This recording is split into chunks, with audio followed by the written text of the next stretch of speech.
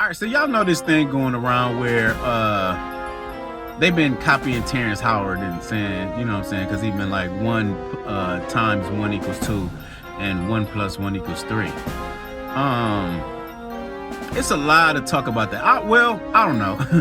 I got a lot of talk in my head about that, and I just felt like I should explain it out loud, because I've been talking to myself about it for like, I don't know, 3 days. So I felt like I want to talk about it. So with that being said, I got a question. Let's argue. My name is Anthony. A lot of people know me as Big Bake. I am a father, a Prince Hall Mason, an artist, a veteran, and some will call me very opinionated. I created this podcast because I would like to have high-level, healthy conversations on a variety of topics such as relationships, religion, and politics. No topic is off limits. In this space, all opinions matter. Now, with that being said, let's argue. I came to a realization. Moms must think I'm dumb. Running lines. And it only made your nose numb. Cause I'm Big Bake with the flow. Throwing bolos. You ride bench and I'm bow nose. 2 sport gang. All right, so I got a question. Do you think what Terrence Howard is saying makes sense? Does it make sense to you at all? So, I mean, you know, if you went to school in like kindergarten or something, you know that in addition, 1 plus 1 equals 2, right? And then, I don't know, when you make it to like the 1st grade, sometimes kindergarten, but the 1st grade or 2nd grade, depending on where you at, you know that 1 times 1 equals 1. Why, you ask? Because in addition, each integer fills a space of 1, whatever that 1 is. So if you got 1 orange plus 1 orange, you got 2 oranges, right?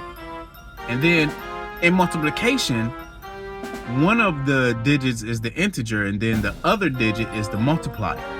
So if you got 1 orange 1 time, then it'll be 1 orange. And that makes sense, right? I mean, you know, I ain't never really been big. I mean, actually, let me stop. I love math. I really do. I love math. I like math. I catch on to it pretty easy, but I can't think of no other way to explain it. When you're talking about addition, it's 2 numbers, and as long as they're grouped together, they equal what they equal. So 8 plus 8 is 16. 1 plus 2 is 3.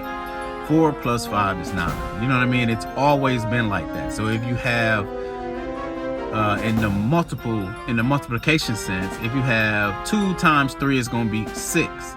Or if you have 3 times 2, it's going to be 6. One of them is the integer and one of them is the multiplier. That's pretty much how it goes.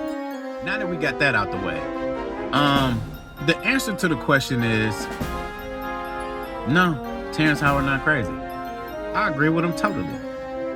But there has to be context to what he's saying.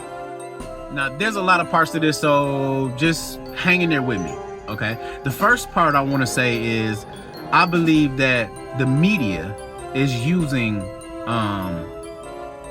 Terrence Howard to cause confusion. And why is he causing confusion? Because the truth is, a lot of the parents in America let YouTube and social media train their children. So if you just walk into a room and a kid barely learned addition, subtraction, and multiplication, and then you got somebody on TV saying 1 plus 1 equals 3 and 1 times 1 equals 2, that causes confusion, especially if there is no direction or guidance in the home.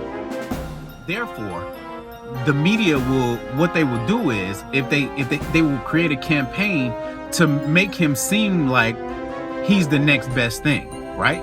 And then when he causes the confusion, what they're going to do is they're going to crucify him, because in a regular sense, in regular addition, 1 plus 1 don't equal 3, it equals 2. It also creates another division. Well, confusion, division, it creates a division amongst people, amongst mathematicians. And regular people that don't know what the fuck they talking about.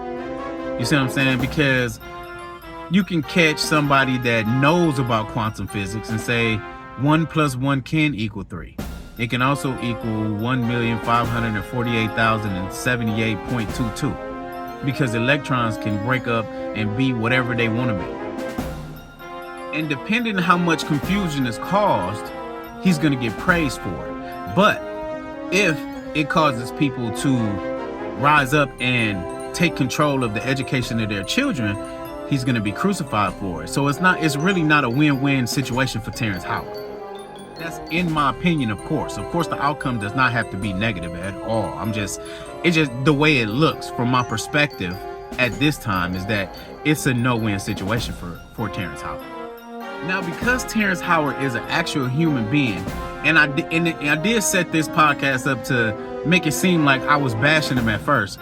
I feel like, and I did say I agree, but if you give a problem, I feel like you should give a solution. So with that being said, here's my solution.